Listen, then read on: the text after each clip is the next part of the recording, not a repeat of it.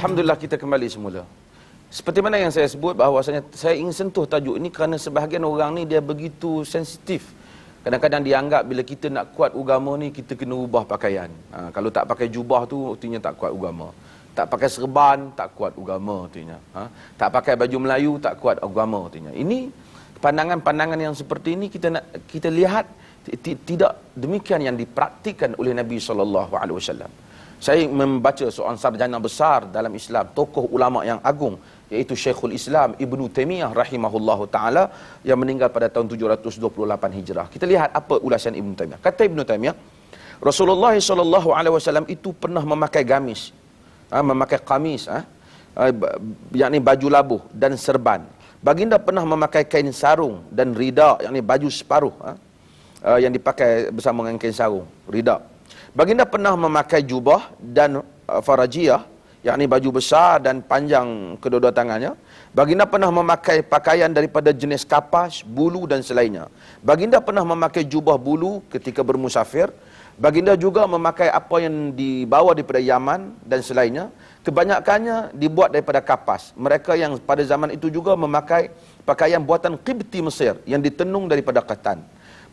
Maka bererti sunnah Rasulullah dalam hal ini ialah seseorang memakai pakaian dan memakan makanan yang mudah didapati dalam negerinya, maka ini berdasarkan kepada pelbagai negeri.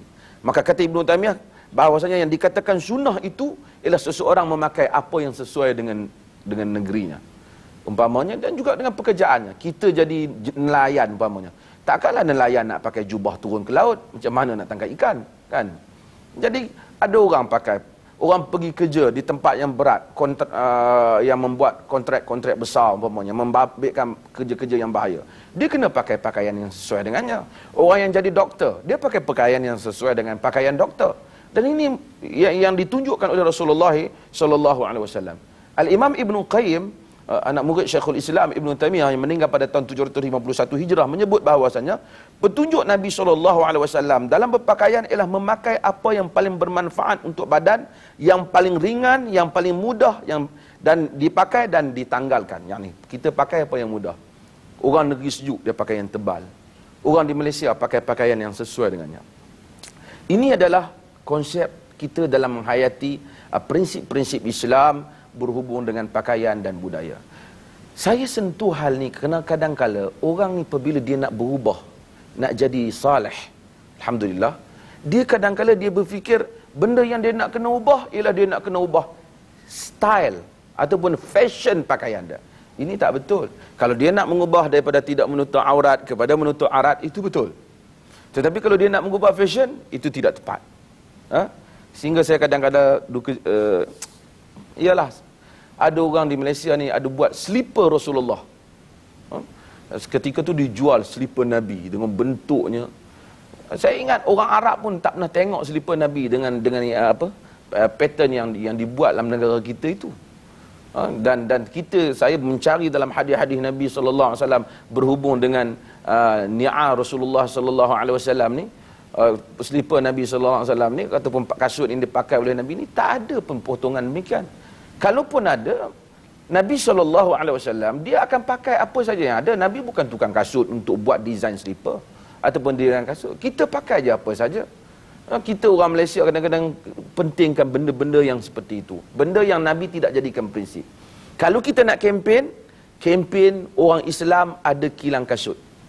Kempen orang Islam buka kilang slipper. Kempen orang Islam menghasilkan barangan-barangan. Ini kempen yang seperti ini menguatkan Islam. Namun begitu, sidang penonton yang dirahmati Allah Subhanahu Wa Taala, ada juga pakaian yang Nabi SAW ataupun Islam tak benarkan. Iaitu pakaian yang apabila dipakai ternyata dia menyerupai kaum yang mana bercanggah dengan ajaran agama. Sebab itu dalam hadis Abu Daud, Nabi sebut man tashabbaha biqaumin fahuwa minhum. Sesiapa yang menyerupai satu kaum maka dia di kalangan mereka. Kita pakai baju yang orang tengok baju ni tak dipakai melainkan oleh ketua ataupun penganut agama tertentu. Kita pakai. Itu dianggap salah dalam agama. Ataupun kita pakai pakaian yang bila orang tengok je orang tahu ini pakaian orang jahat. Pakai pakaian lanun umpamanya. Orang tengok, lanun. Ini tak boleh. Sebab apa? Sebab itu menyebabkan kita menyerupai satu kaum dan orang memberikan imej yang buruk kepada kita. Libasus syuhrah, kita pakai pakaian yang menyebabkan kita jadi pelik pada orang. Syuhrah ni libasus syuhrah. Nabi larang, Nabi SAW an libasus syuhrah. Nabi larang daripada pakaian yang apa? Yang ganjil. Kita masuk satu majlis tu, orang tengok kita je. Peliknya baju dia.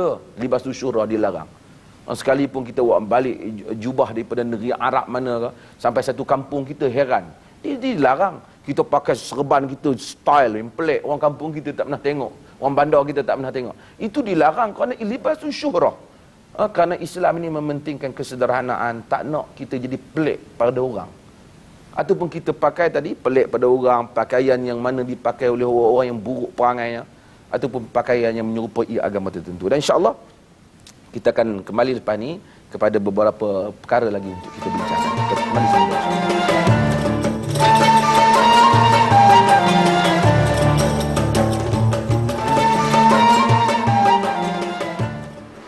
Alangkah baiknya kalaulah kita dapat meletakkan pakaian yang mengikuti sunnah junjungan sallallahu alaihi wasallam ini, supaya dapat letakkan dia dalam hal-hal asasi waktu kita menghadap Allah Subhanahu Wa Taala, seperti bersolat, kita menziarahi sanak saudara, ataupun kita pergi ke mengerjakan haji dan umrah. Waktu kita ke ladang, kita kena menggunakan pakaian ladang supaya dia tidak menimbulkan masalah waktu kita berladang. Kita ke laut begitu juga. Kita menguruskan kerja hari-harian yang kita buat kerja. Jadi sesuai waktu ini perkara asasi dalam pakaian kita bekerja seperti ini, macam mainstream, pakaian mainstream harus berdanai supaya ia memudah carakan kita dalam menguruskan perniagaan, menguruskan perjalanan kita, menguruskan apa juga